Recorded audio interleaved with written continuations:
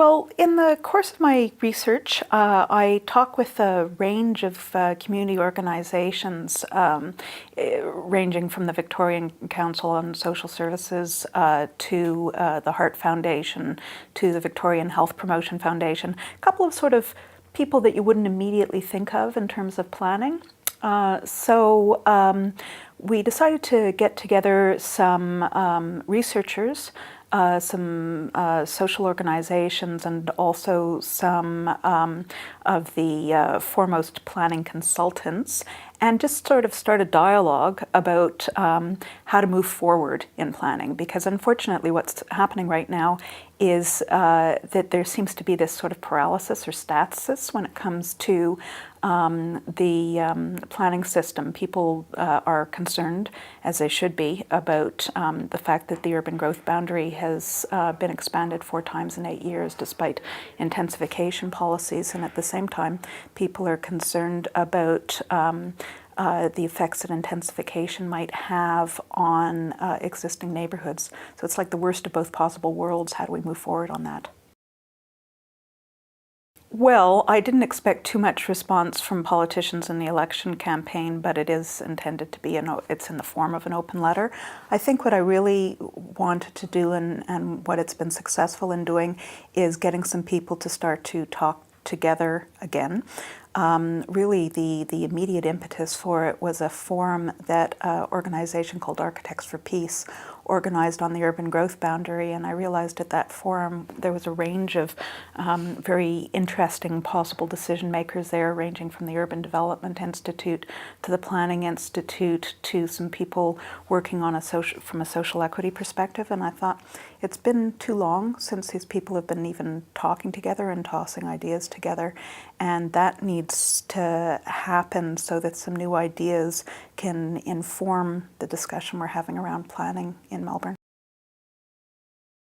Ironically, and maybe sadly, the Victorian government did bring together some of these groups in the first stages of putting together Melbourne 2030 in the first couple of years of the current Labour government. They were brought together to share ideas, and from what I understand, I wasn't in Australia yet, it was a very useful and productive conversation. Unfortunately, when it got to the proposal stage, let alone the implementation stage, that kind of discussions were no longer supported by the state government. Having said that, there was no reason that those organizations couldn't get together without the state government and continue the talk.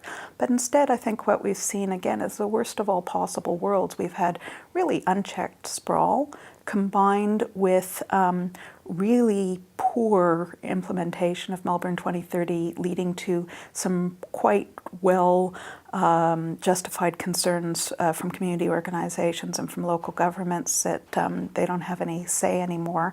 And we haven't really come up with the instruments and tools in Victoria to allow communities to have a good conversation about what kind of growth they want to see, what kind of growth they don't want to see, and how Melbourne's going to get bigger without getting really sprawling, which has some bad environmental, social, and economic effects.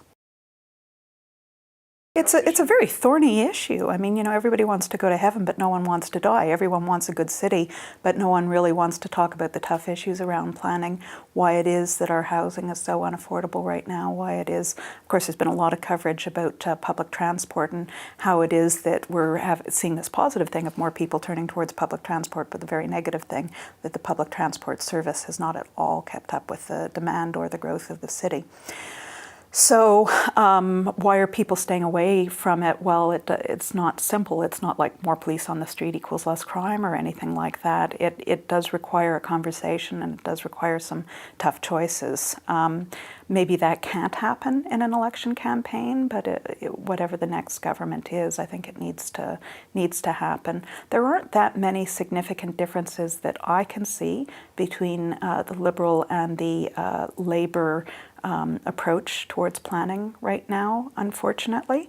But I think that both Liberal and Labour governments, Liberal and Labour parties understand that it's a problem that's not going to go away. So I'm cautiously optimistic, very cautiously optimistic that this discussion will continue and maybe be improved after the election.